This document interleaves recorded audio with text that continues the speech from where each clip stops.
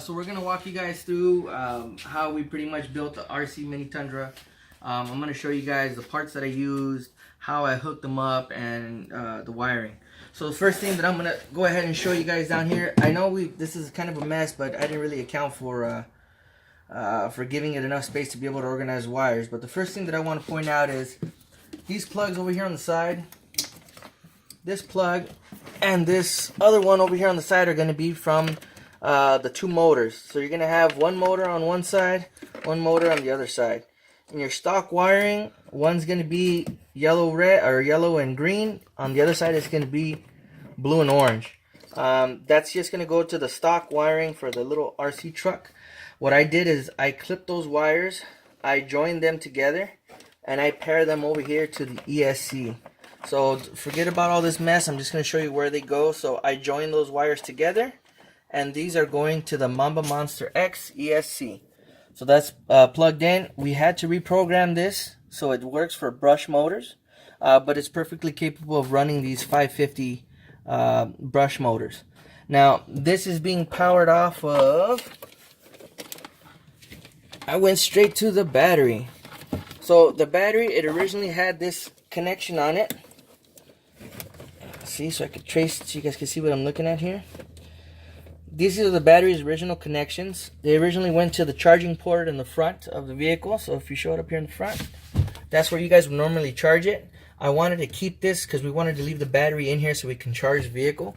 So that wiring, I spliced into it. It's connected now to the battery terminal. So instead of this little capacitor being hooked up to it, I ended up wiring the wires into the capacitor and hooking up to the battery terminals. So that's how it's being powered off of it.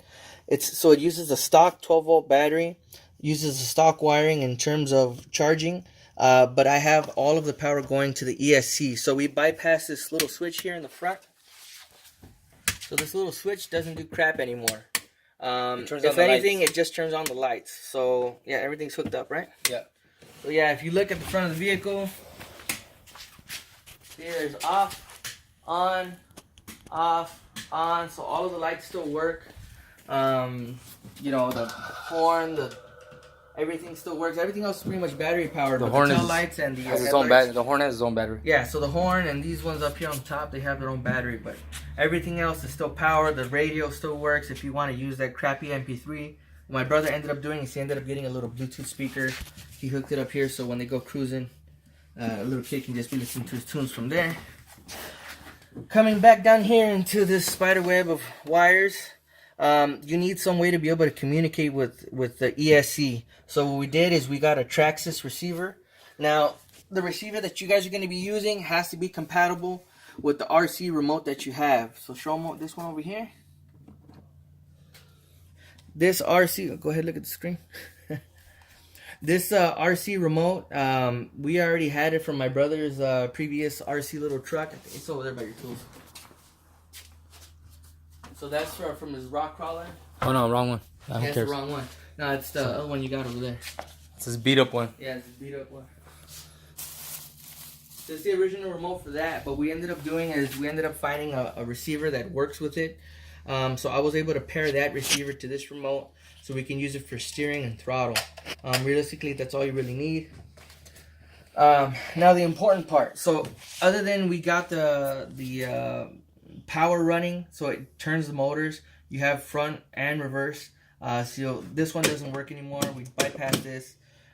So everything is controlled right off of the remote. So if you want to go forward, you pull on the trigger. If you want to go in reverse, you push on the trigger. You can also use this as braking, though I wouldn't recommend braking too hard with this because it's gonna kick the kid forward and there's no airbags.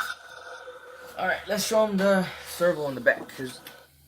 What else is I supposed to remove? Power. There's a power switch right there. Oh yeah, well no, the power switch for the ESC, I just ended up zip tying it right here. So you know, we turn it on, instantly powers everything up.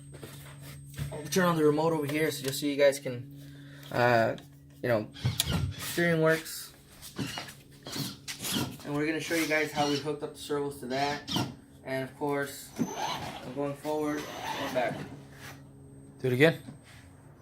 Forward and then backward. It's running over my foot. This thing's hard. Heavy. Oh, another thing too, if look at the wheels. We noticed that, you know, of course nothing's gonna be perfect with the wheels. We were trying to get these things to line up right. Sometimes the wheels are gonna be a little crooked. The best thing about these RC remotes is they have steering trim.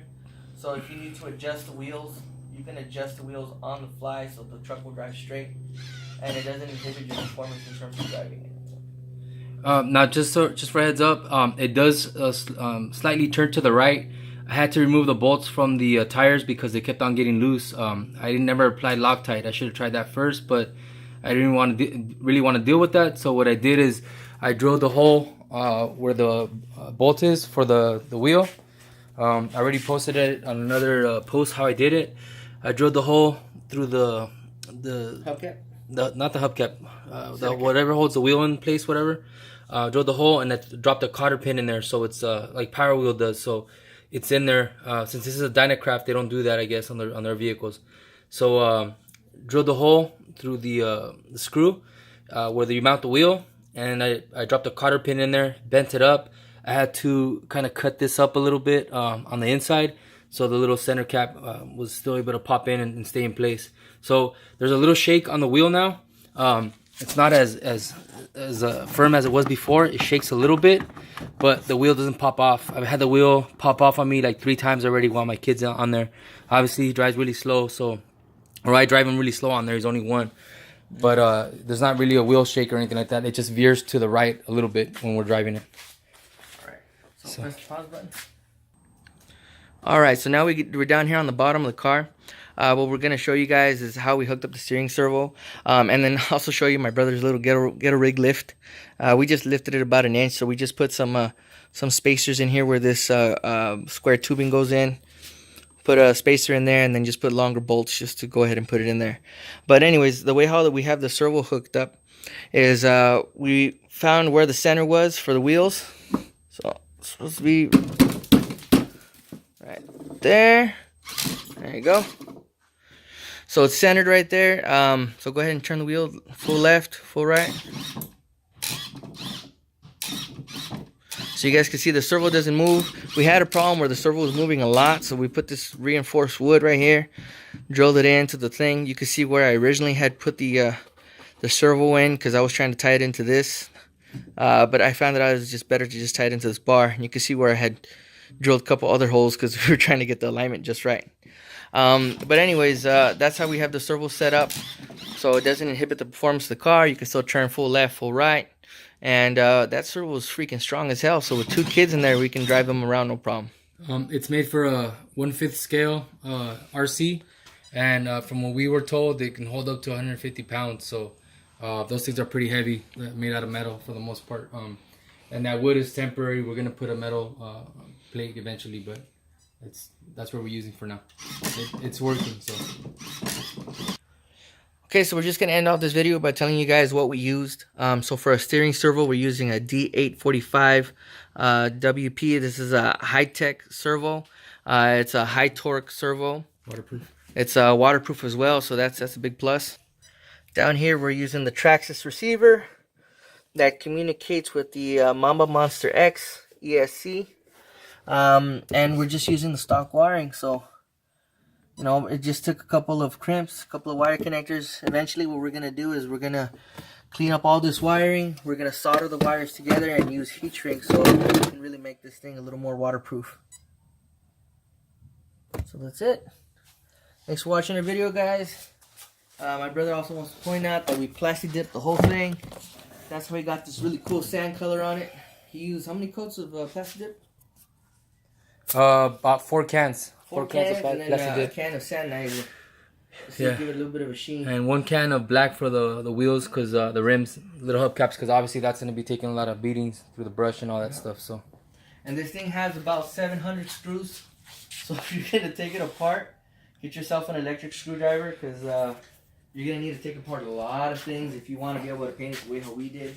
We were able to take off the windshield, we were able to take off the hood, even though it looks like it's not removable. Trust us, it is. You got to remove the windshield first. Take the windshield off, take the screws off from the back, and then you're able to pop a nib from the back there. So yeah. Took everything else apart. The cool thing about this car is that it uses 12 volts for everything. So if you guys want to wire in some speakers, if you want to put in a freaking sub, there's tons of space underneath the hood for a sub or some speakers. Don't use that crappy little speaker that's in the dashboard. And then not only that, but one of the coolest things that not a lot of people don't show about these things is it actually has a functioning tailgate. So you lift this thing up and it drops down. That's pretty tight right there. So thanks for watching our video, guys. Hope you guys have a good one. Tundra Crew, all out Tundras. Thanks for watching, guys. We'll talk to you guys soon.